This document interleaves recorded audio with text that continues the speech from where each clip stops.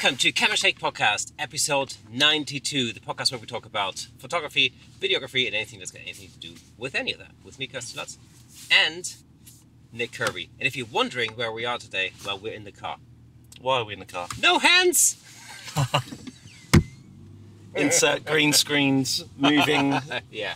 moving world outside. Yes, we are in the car. Frankly, we're a little stretched for time this week, aren't we? Absolutely. It's a full-on job that we're driving to, which we'll talk a little bit about shortly. And this is our opportunity on the way there at, 8 a.m? Yep.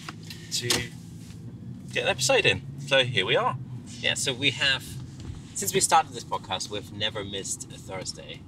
And this won't be the first time. So we've decided, seeing that we can't actually meet up in person outside of work this week, we're just gonna record the whole thing in the car. That's it. Because, why not? Why not? We spend all of our time in the car talking about photography related things anyway. Because we're those kind of guys. Exactly. So we thought we might as well just record the whole thing whilst we're in the car. And that should make... Well, actually, it's not a first because we have done this before. Yeah. That wasn't for a full-on episode, was it? Or was it? No, it was for some behind the scenes Yeah, stuff. So exactly. if you haven't seen that, go back to a few weeks ago when we did a behind the scenes episode of the stuff that we shot whilst we went to Wales. So that was that was quite interesting. If you haven't seen it, hop back. It's a few weeks ago. Can't remember the exact episode number, but Dave Williams and how do you pronounce his van? Coffee Fanway. There we go. There you go. There we Another go. mention, and if you haven't seen that episode, well, do that. So I will be pausing to direct Kay as he's driving. Yep. At the next roundabout, Yeah. turn right. It's always fun driving into London. Always, especially at this time in the morning.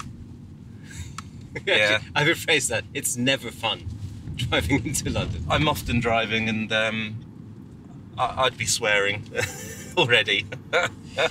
The thing that's really struck me is how expensive it has become to drive into London because, for those of you who are listening from outside the UK, you may or may not know this, but in order to drive into London, you have to pay what's called the congestion zone charge. And that's been in for probably 15 years now, isn't it? Long time, right? Yeah, so if you drive into central London, you have to pay this extra charge, which used to be, I think, about £8.50 or something like that. Now it's £14, which is expensive. Yes, it is. But they've also extended the zone. So originally, it just used to be. I think if you look on a tube map, it's that yellow bottle shape in central London, which is the Circle Line. And I think that's what it used to be originally, as far as I remember. But now right? but it's expanded out quite a bit. Really? Yeah. I didn't realise that was what it was within the Circle Line. When it first started, it was pretty much Okay. that sort of area. But now it feels like, and there's a different zone now, the ULEZ zone, or ULEZ. Ultra low emissions. Yeah. Yeah. So if you've got the wrong car, Then you have to pay another charge on top of that. Brilliant. Thanks, London. Yeah. Thankfully, we're driving in a hybrid. Love it. Yeah. That's why we have to leave 4 hours early. Oh. Needs to charge. Hey, we checked out sports mode yesterday, so Yeah. Right on. Extra horsepower. Exactly. Yes. So Yes. there we go. Apologies if I'm not directly looking at the camera, but I kind of have to drive. So, No one likes you making eye contact anyway, Kay. well, It's fine. exactly. Anyway, Exactly. makes people uncomfortable. Yeah. Every time. Yeah. So, should we talk a little bit about this? What we're doing today? Yeah, sure. Well, it's actually all week, but so we're doing a shoot for all sorts of content actually, so video and photography for a property management company in London, who essentially have multiple office spaces that they rent out to various companies, and this is day 2 as we film this. So this is day 2. So I've only seen one building so far, but they're all oldie, kind of. What was the word you used yesterday? Vintage buildings. So they're lovely to be around. Lovely little details and fixtures and things like that to get across, as to ultimately sell the properties to be rented and show them at their best. Is what the idea is. It will feel this good to be working in this space. Yeah, so they're serviced office buildings essentially. That's what it is.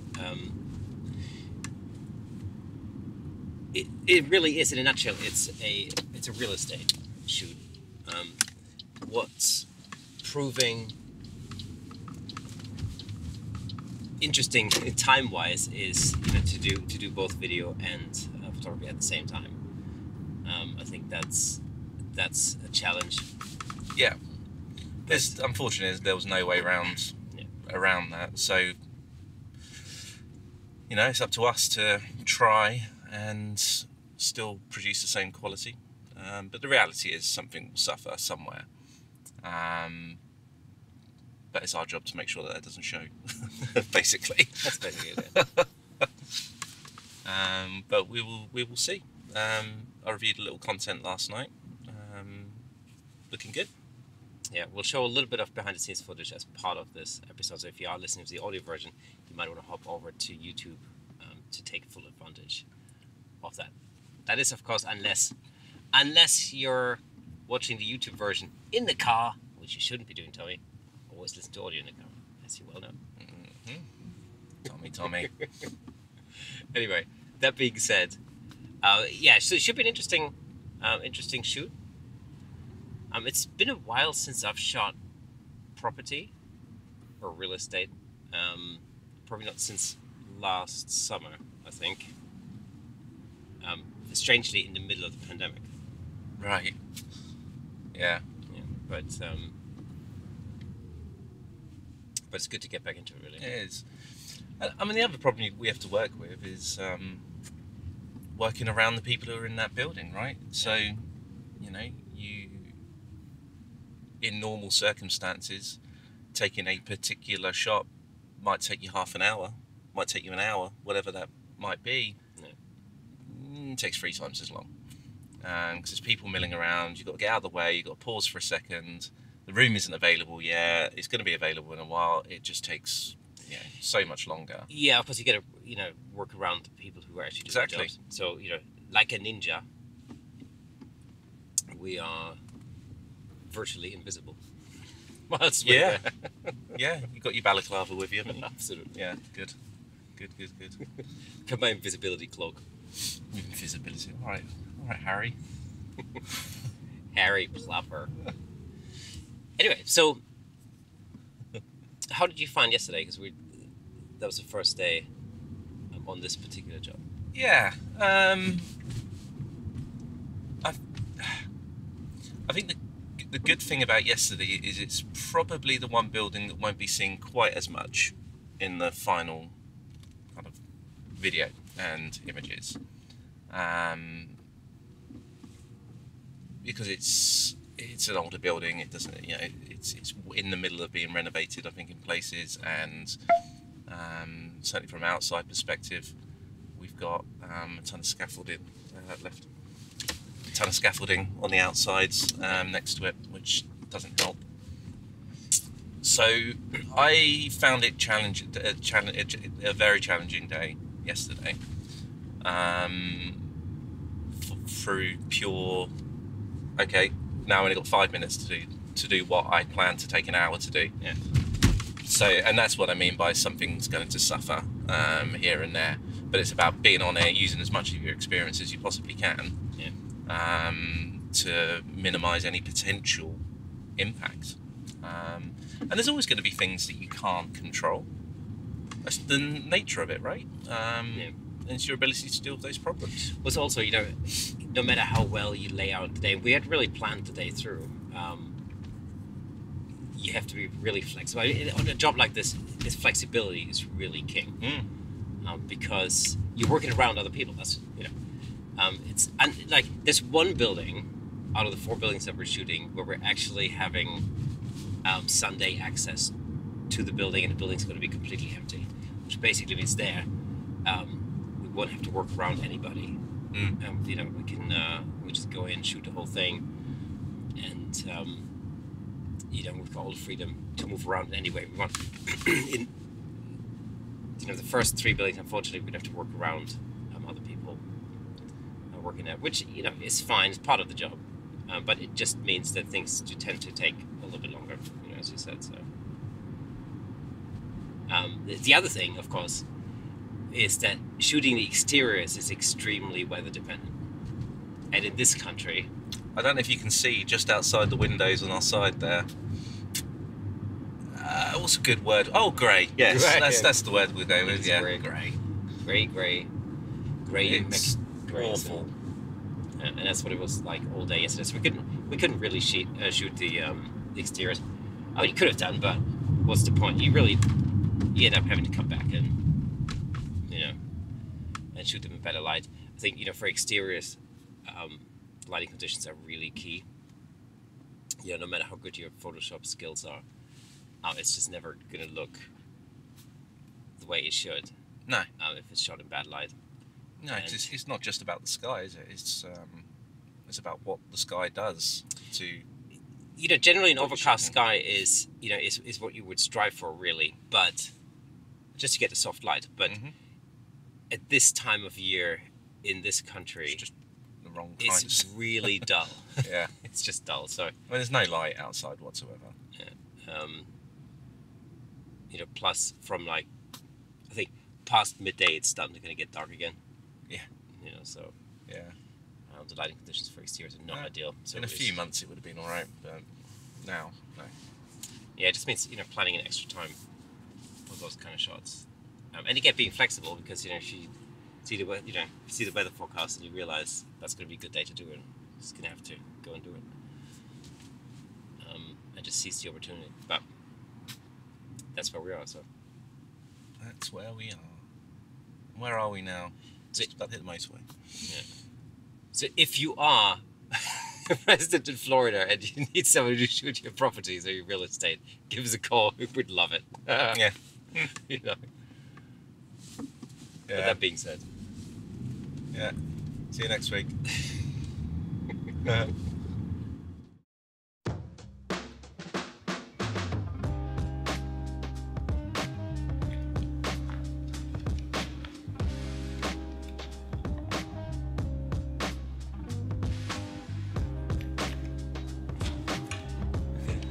So you're totally in shot then? Yeah, I know. Is this better? Yeah. Is this better? Perfect. Yeah? Perfect. Okay. So with this one we're going to start with an HDR image. So we're just exposing for the ambient light, and then we're going to do a normal shot and then one stop under and one stop over, and we're going to combine it in post, and it's going to look awesome. And we're going to do another thing, which it's called flambient, where we're going to take an ambient shot and then we're going to take a flash shot, and we're going to combine those in post and see which one looks better. Flambient, you heard it here first. That's what it's called. Yep. And that's it. That's the HDR done.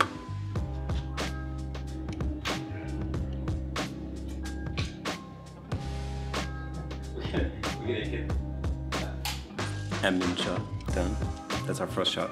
And then for the second shot, we're going to turn on the flash for the stroke.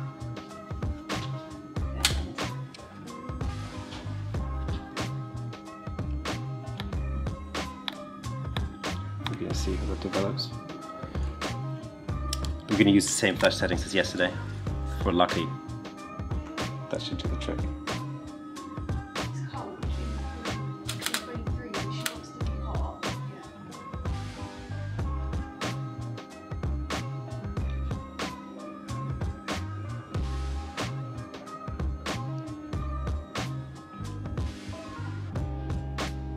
Excellent gimbal technique there. And plie. Hang on, let me just go in for the wide shot on that one. And plie.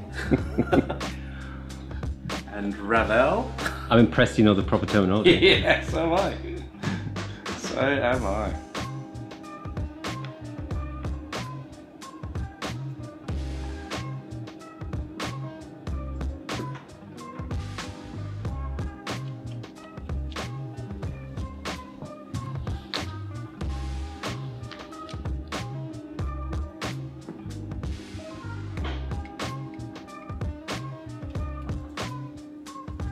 What's your trub there, Nick?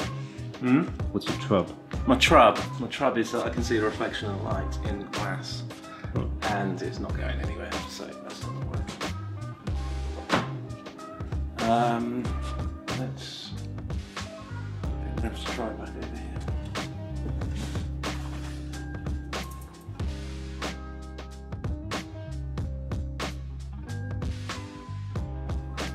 Oh.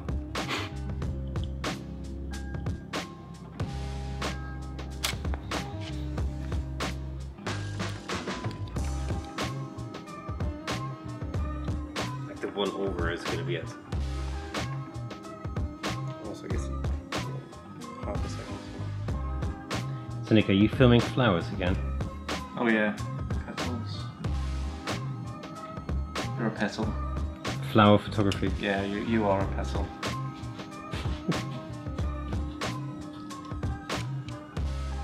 That's what Nick's really filming. So, Nick, what healthy options did you get for Whistling lunch duck today? wrap. Very nice. Okay, and Fruit.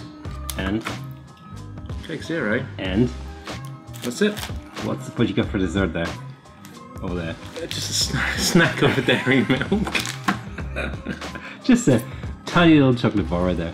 What was that? Or like 60% of the cost of that was just one little whisper. There you go. Cool. Winner. I'm glad upselling is not lost on you. I would have bought it anyway, but now I've got some at home. Excellent. This is why healthy eating is so important when you're on a shoot. Mm-hmm. Okay.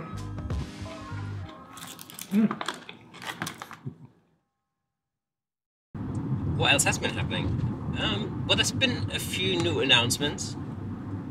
Other than our government's deep shit at the moment. Yeah. That's an announcement I'm looking forward to later on today. Nothing's gonna happen. It's fine. Probably not. Yeah. So, what's new? Well, there's two bits of news. Two bits of news I've come across this week, or very recently. One is Canon has finally launched the R5C. Yeah. The cinema version of the R5, which, from what I've seen, if you're seriously into shooting video, this might not be a bad option, really. Well, it's the full-on hybrid, isn't it? That. Yeah.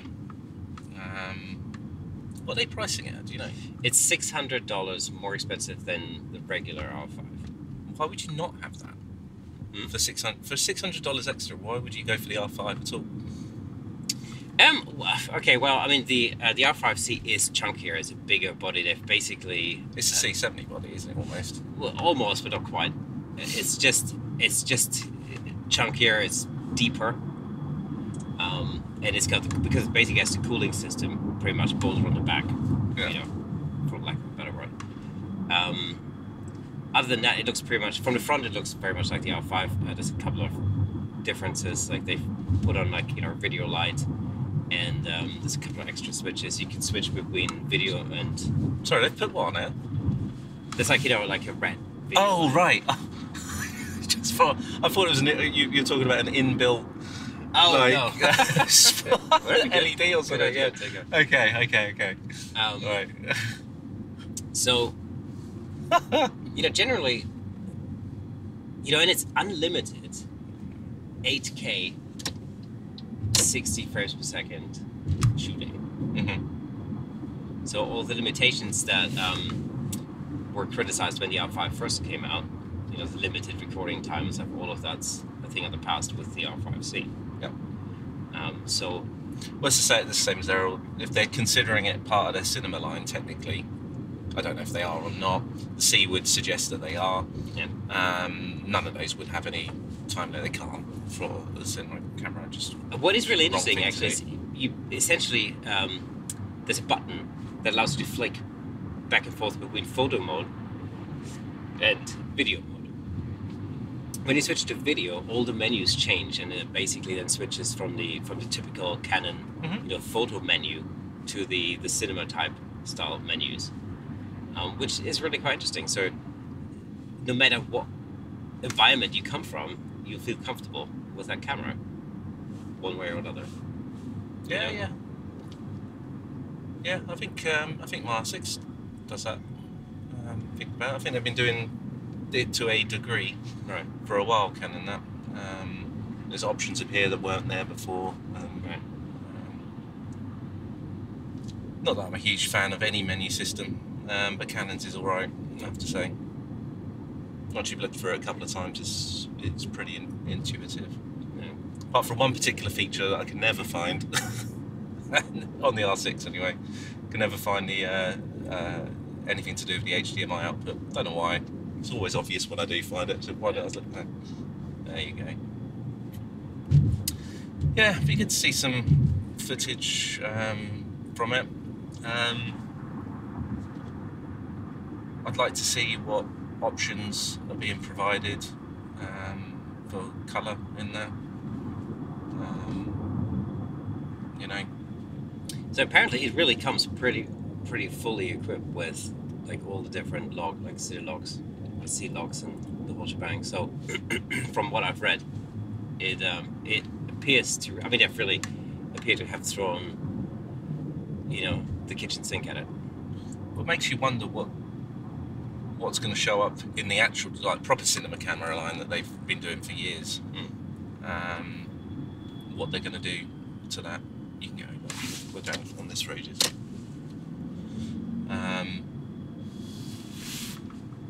Because what they can't do is alienate their regular cinema line customers, me being one of them.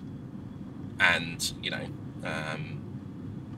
I've not looked through the specs too much of the new R5 yet, but unless they make some really good firmware upgrades to the C70, I'm going to be really, really angry at Canon, right? Because they shouldn't be putting that stuff in a hybrid camera like that at the minute. You know, when it's so close to having released their latest cinema line. So I think it's probably aimed at a different audience. You know, I think the R5C, because it's a photo video hybrid, is probably aimed more at hybrid shooters, like, you know, content creators, you know, YouTubers, vloggers. You know, I think that's the audience. The C70 is named to that because the C70 still is just a video only camera. So if you wanted to combine that with photography, for example, you'd have to carry two bodies. that's right. So it's a slightly different audience, I think, for that, and you know, in that context, it works quite well. But it's definitely an interesting move to bring out a video version of, you know, of what's effectively a stills camera. Yeah, I suspect it's all been rushed forward a little bit, given the criticism of the R5 and given Sure. what Sony put out and what Nikon put out. Yeah. And they would have known well in advance that was coming and when it was coming. They're not stupid. They'll know precisely when it's happening.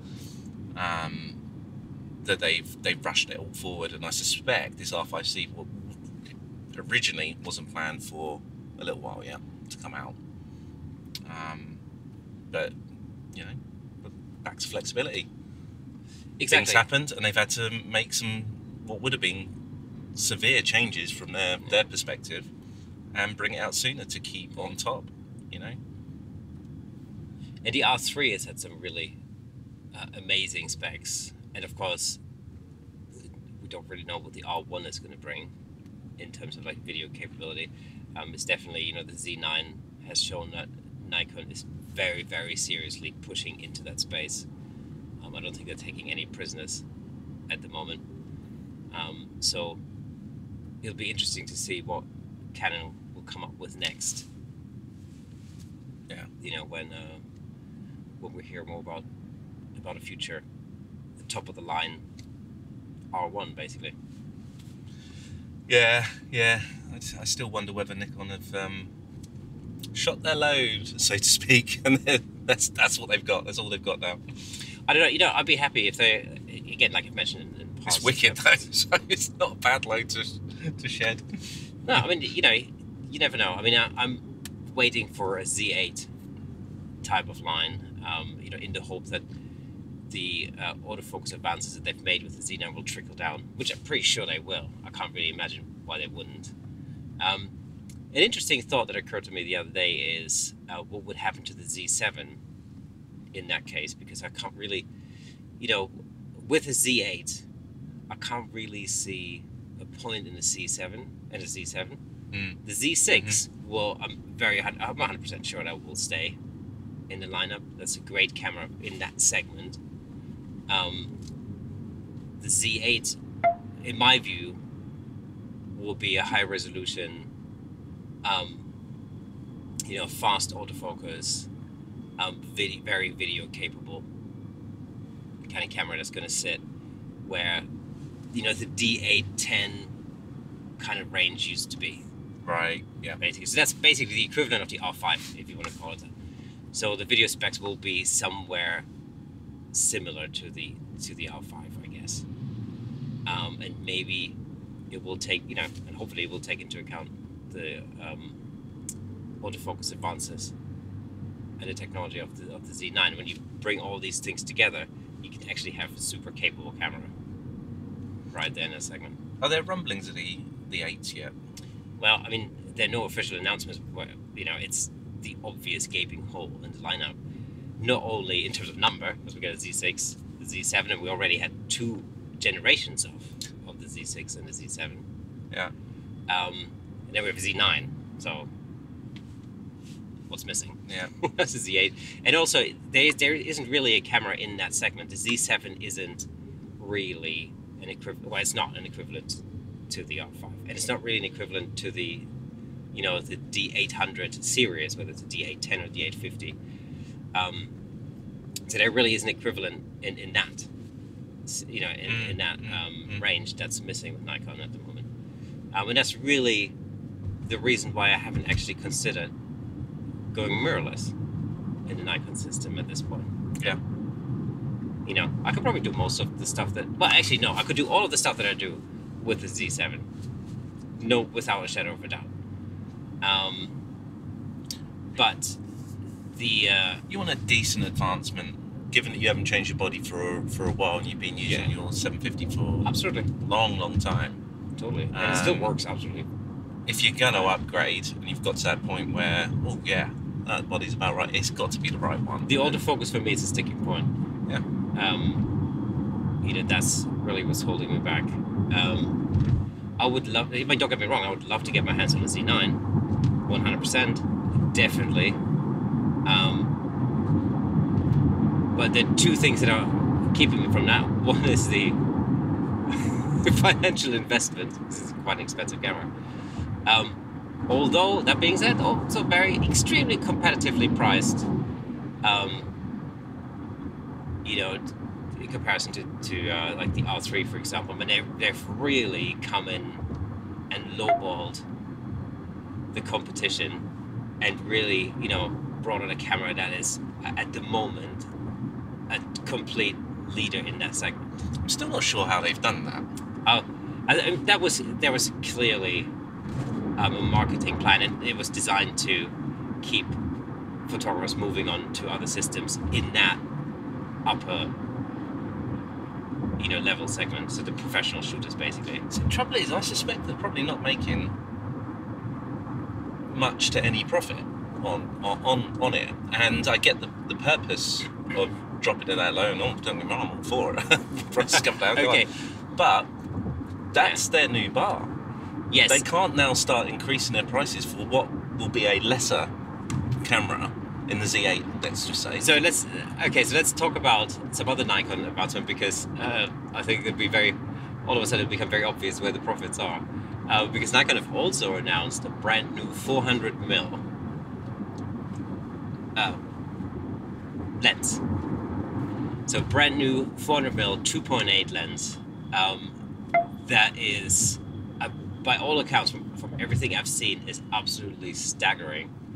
It's an incredible lens with a brand new type of coating that's so many times better than the traditional nano coating on there. It has I think it's a 1.2 teleconverter built in, so by a flick of a switch you can change the lens from a 400mm to a 560mm. It's nice touch. Telephoto lens, which is incredible. So that is a killer lens. It's the results, the image results I've seen so far, are absolutely outstanding. It's lighter than the predecessor lens by quite a bit, but over a pound, I believe. So it's an incredible piece of technology. And Nikon glass has always been great, but they've really brought out another amazing lens here.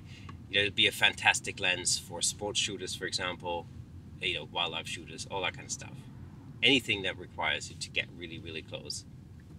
But guess how much it's going to set you back? What's the bunts?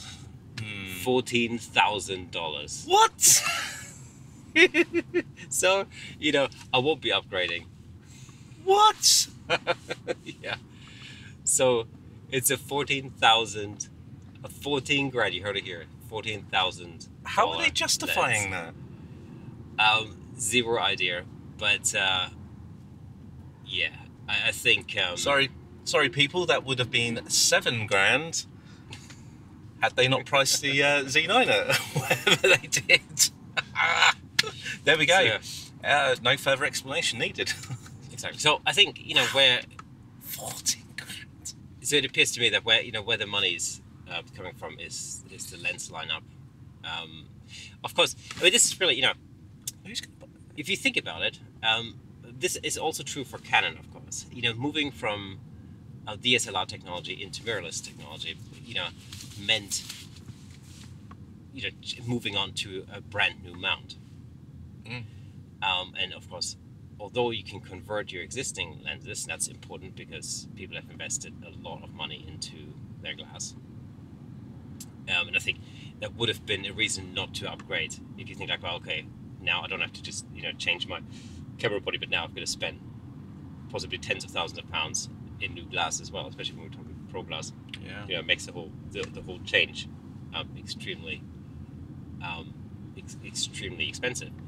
As it is, you can get $150 converter that actually does a really awesome job in converting your existing mount, or your existing glass, into fitting onto the Z mount.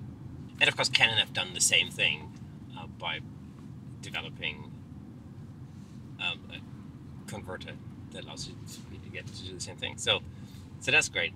But of course, eventually you're going to have to replace all of your glass, because a few years down the line, with all the advances that are happening in Z glass is the same thing, and for Canon, those lenses are better, they're lighter, they have so many more features to stabilization, like the in-lens stabilization is better. And, by the way, actually, talking about in-lens or stabilization in general, that's the one thing that's missing from the R5C is any in-body stabilization. So there's no IBIS in the camera.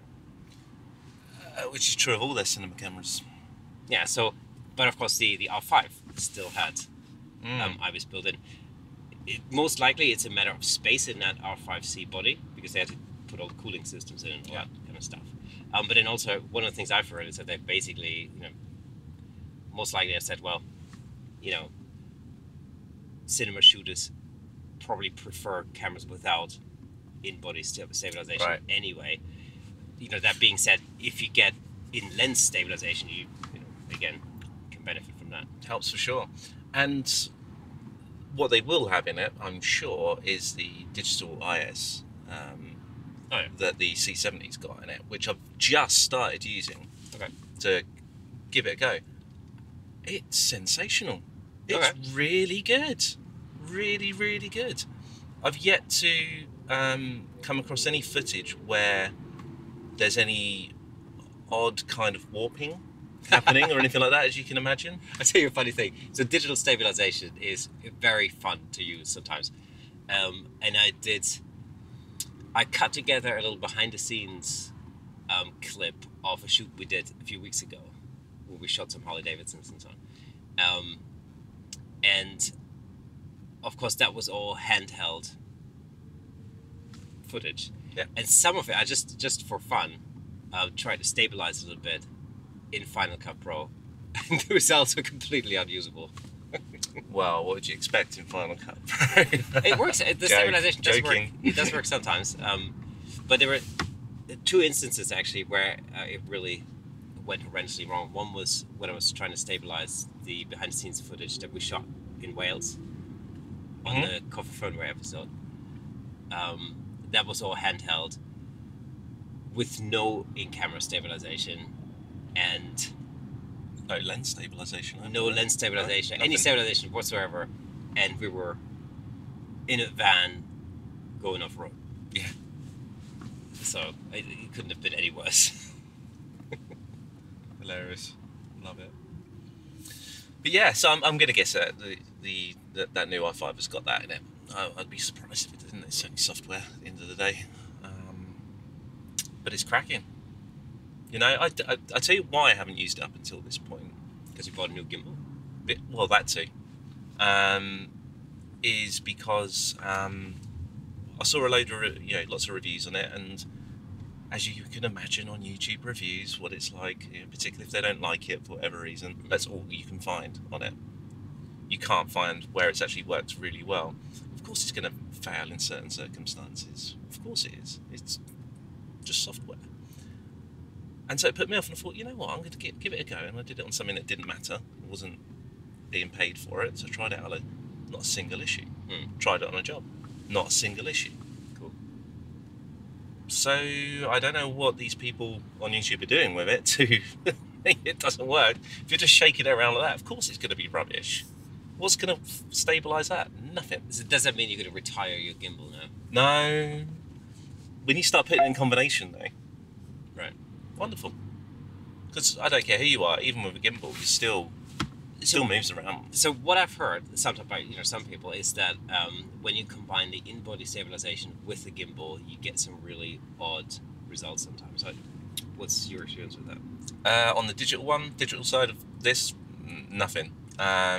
Yes, I have heard that before. I've never experienced it though. Okay. Maybe it's the combination of stuff that I've been using. I couldn't tell you. But I've not come across any issues at all. There is a downside to it. It does crop you in a touch. Yeah. But it's not really. It is only a touch. It's not a big deal for the benefit that you can get from it if you're using it in the right situation. And the goal here isn't to make a super smooth image. If it's too smooth, I'm not a huge fan of that. At times you need that, but a little bit of movement is nice. It's natural. So yeah, any C70 shooters out there, go try it. Give it a go. See what it's like for you. And if you do have an R5C, let us know what it's like too, if it has it.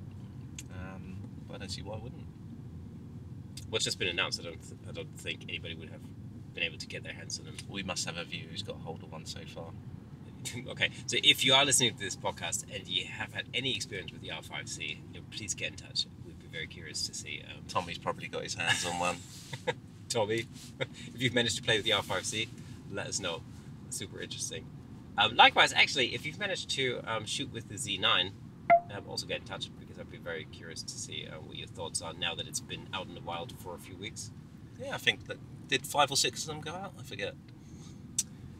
Well, I know that Moose has got his. Oh, he did, did he?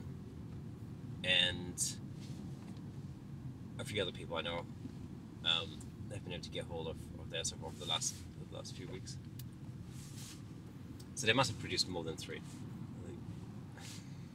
At this point. All right. Give it 10. 10. 10. They got 10 chips. All good. All good. All good. And if it appears like we're not moving at all, that's because we're not really. Yeah. This is London traffic. They're merging in. At 8 o'clock in the morning. Ooh, a zip car. How exciting. I don't even know what that is. Oh, you just Zip do car. you just book it. Oh, like They tell you where the keys are, and you go Oh, I see. Okay. pick up the car and use it for the day or whatever. Right. Is that right? I think that's right. Nice idea. Or it gives you a code to open the door. Oh, I forget. I don't know. I've never used one. Have you ever used a scooter? Like one of those scooters you can pick up? Yeah, I have actually. Have you? Okay. Yeah. Yeah, they're actually quite fun. Right. Yeah, they're good fun. Good fun. You can get them around my area. You just pick it up. You go on an app. You find out where one is and book it, so to speak, or just go pick it up. That's it. You leave it wherever you want. You know, some kid was goofing around on his electric scooter outside my house, and a bus ran over it. Not over the kid, but over the scooter. And then the kid, like some teenager, was giving the bus driver some lip, basically. And then an ambulance stopped behind the bus, because the bus was now at this point, clogging the road, basically. And the ambulance driver was watching the scene unfold for like a couple of minutes, then got out and basically laid into that kid. There's a whole lot of shouting going on outside my house, which basically meant all the neighbors came out and we were all having a good look. It's a weekend as well, so, great entertainment. Man, what? Yeah, well, I'll reserve my my words on what I think about that kid. He deserved everything he got. That's what. Yeah. Yeah, apparently he left this scooter lying right in the middle of the road whilst he was like goofing around on the curb. So, what do you expect? Good. If I knew it wasn't going to damage my car, I would have gone over it myself. Well, exactly. So yeah, we're now coming into London. What amuses me about this part of London is that because we're on a flyover driving into the city proper, and this seems to be the car showroom district, because this flyover is lined with car manufacturers like Mercedes-Benz on that side. I think there's like Kia over there, Porsche, and they've all obviously built their showrooms so that they can display cars on the 3rd and 4th floor of these buildings, so that people who drive it on this flyover can have a really good look at these cars, which is not distracting at all. Yeah, I always look. Can't help it. Can't help it. So, yeah. Any other news? What else has been happening? We're planning. Well, there's some interesting stuff in the planning, I think. Some interesting little projects for 2022. Is that the? Yeah, it's 2022. 2020. Yeah, I don't know anymore. I keep writing 21. Yeah. So we're just putting some plans together for this year, and there should be some interesting stuff coming up. This year we're planning on doing a lot more behind the scenes stuff. That's Citroen over there, Kia, VW. But they're really all here. And we're now driving through the gates of hell, as I call them, into town. Yeah, weird and ugly. Rusty metal what are they? like statues. No, I don't know. Nasty. Literally, I mean, they literally look like Mordor's gates to hell. Mordor.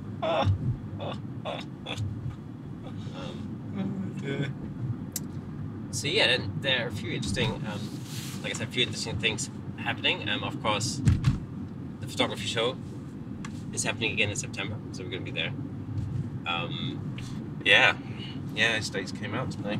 Yeah, we're planning on doing a personal project around Harley Davidson. Yeah, that's gonna be fun. So that's going to be very much fun. So we had a chat with the guys from Harley a couple of weeks ago to set that up. So that will be really quite exciting. Yeah, we'll divulge more on that in due course. Yeah, and of course we will have more guests on the show when things calm down a little bit. Yeah, who knows when that'll be. Well, we have a few people in the pipeline, so that's good news. We'll also be guesting on another podcast actually in the not too distant future. So we're very excited about that. Oh, that's right. We'll let you know when that's happening. And yeah, overall, this is promising to be a fun year.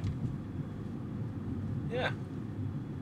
Unless Boris gets ousted, someone else takes over who thinks that we've lifted all restrictions too early and shuts us down. Oh well. I somehow don't really feel that that's going to be happening anymore. I think we're too far gone now. I think we're past that now. Yeah, it would be the wrong thing to do now, but I think overall. I mean, I almost think, like, regardless as to whether it would be the right or the wrong thing to do, I think my sense is that most people are now so past it, they're really past caring, I think. In a weird, Yeah. in a weird way. In the right way. It's not that people don't care that, those people that are dying. And speaking of which, we had the highest number of deaths we've had in a year. Really? Yesterday. Yeah. Oh wow. Okay. Close, nearly 500, I think it was. Yeah. In a day. There's of course a lag, but it's like a 4-week lag between the actual case numbers and then the death numbers, and our case numbers have been going down. Yeah. Pretty much, consistently over the last 4 weeks. So as it appears, we've gone over the peak in terms of actual case numbers in the UK. And I'm guessing the hope is that the same thing will then be represented in the numbers of deaths. I'd be surprised if that wasn't the case. I was, I can be pretty confident which strain I had, but I was quite disappointed not to find out what strain I got when I got it the other week. They didn't say on after my PCR. Oh. Yeah, bit of a shame that. I'd like to have known. It's extremely likely you had the Omicron. It's almost guaranteed, isn't it? Yeah. And it's also, when I'm 100% convinced that I had the Delta strain when I got it in, when was it? November? Something like that. Yeah, sounds about right. Because that was just before the whole Omicron thing was taking hold. And of course, speaking to my mom in Germany, for example, they are right in the middle of it. They're literally now, their numbers are through the roof. They had probably about a 6-week delay compared to what was happening in this country. Is that right? Yeah, so they're probably still a good month away from hitting that peak, I think. I'm not for a second suggesting that we've got things right here, but I hope other countries start getting it right soon as well. I've never gone this long without going abroad. Never. Same. I've been on a plane. I hate it. I live for going away and visiting places and seeing what else is out there other than this whole of a country that we live in. There you go. Yeah, I think for me it's more about seeing family. That's been the most frustrating thing. We haven't been able to Oh yeah, I'm lucky I don't have any. Well, I've got my brother in Sydney, but yeah. And you managed to actually get out and see him just before And the get whole back pandemic. just before it all shut down, Yeah. yeah. I think I got back the first week of March. Yeah. Something like that. Yeah, so you were really quite lucky with that. But he's booked, he's coming over. Okay. Yeah, next few months. I forget when. Yeah, I mean, I haven't seen family in 2 years, actually. In over 2 years now. Mm. With the exception of my mum coming over, this Christmas. Gone, but I haven't been in Germany for actually 2.5 years now. Really. So I'm just rerouting us if need be. Hang on. Right, this one. Yeah. Oh well. It is what it is.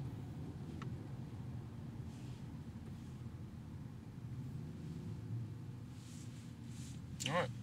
This road is never fun. Yeah. Just generally, it's never fun driving in London. Yeah, we're in this for 10 minutes. Yeah. And then we'll be about there. It's actually... We're 20 minutes out, apparently. Give or take.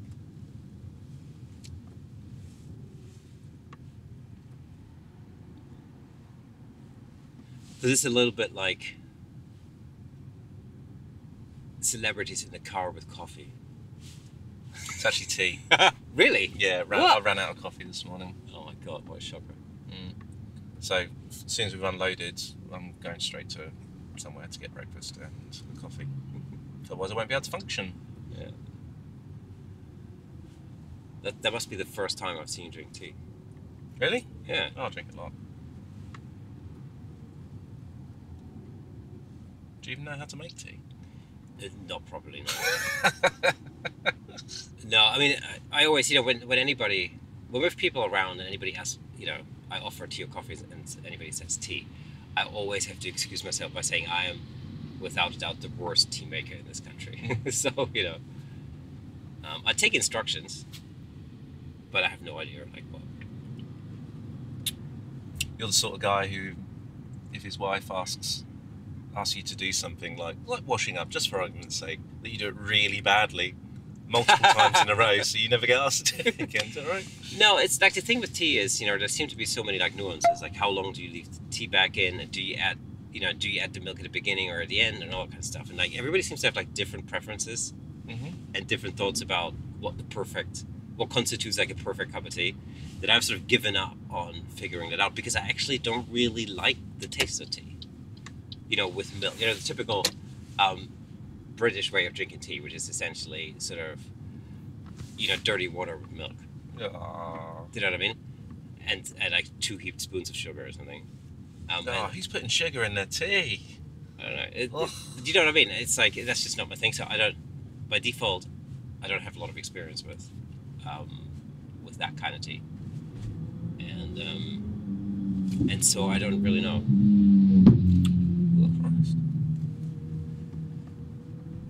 Couldn't work out whether that was a pop from his exhaust or he hit something. That's exactly what I was thinking. So what makes your perfect cup of tea then? Not overthinking it. Right. Or a tea bag. Simple as that. Milk in first. Right. Okay. Hot water on top. Just leave it alone for a couple of minutes.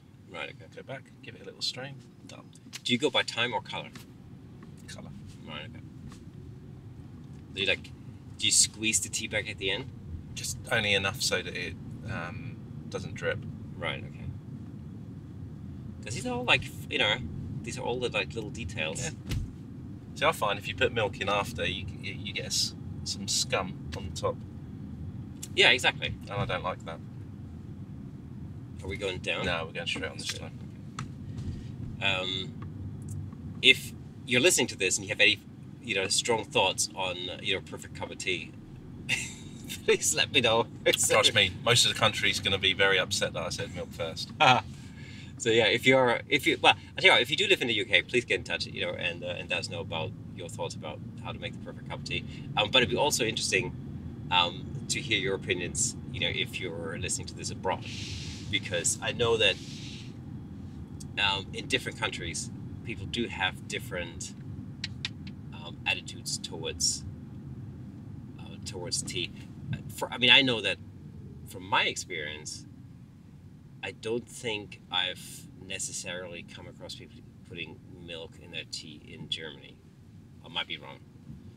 So if you are listening in Germany and you use you put milk in your tea, then let us know. But I've only ever come across fruit type of teas and green tea and stuff like that in Germany. You wouldn't put milk in green tea, right? Horrible. I like a chamomile every so often, but that's about it. So the only time I ever used to drink tea, or I was forced to drink tea when I was a kid, was when I was sick. It's a chamomile tea and mint tea, peppermint tea. Those were two types of teas. They're just teas for hipsters. Well, I think they're sort of known as teas can I have a fruity frappuccino tea, please? I think if you're sick, in Germany, it's the standard is to give you chamomile tea or Well, the standard should be giving you Lucozade. Yeah, that's what you have when you're sick here. That freaks me out as well. Oh, it's just sugar, isn't it? Because Lucozade is disgusting, even at the best of times, but especially when you're sick. That brings me back to the Marmite conversation we had last week.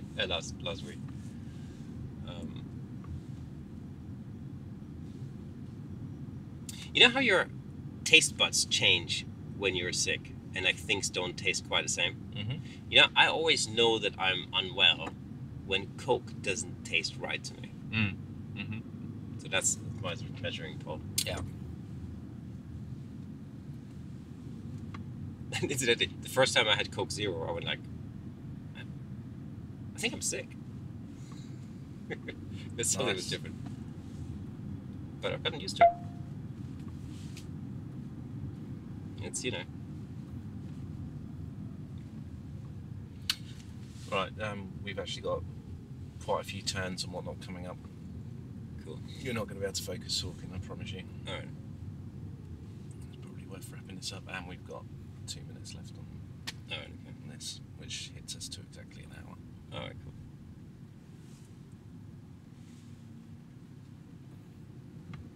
But I'll probably cut all this last 5 minutes out anyway.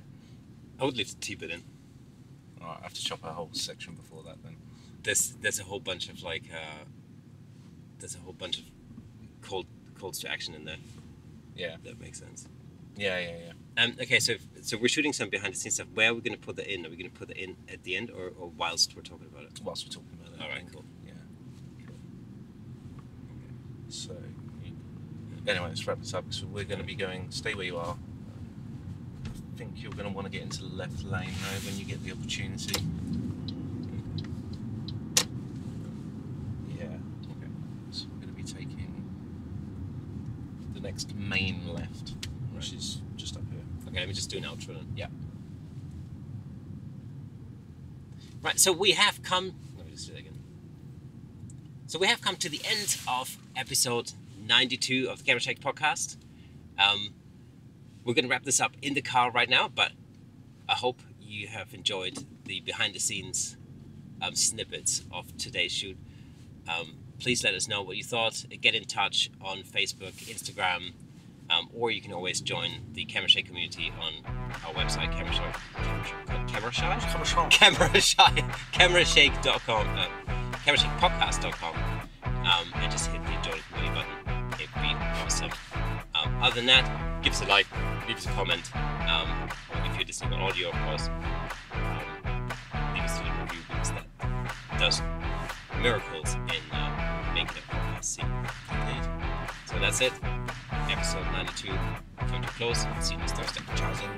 Ciao.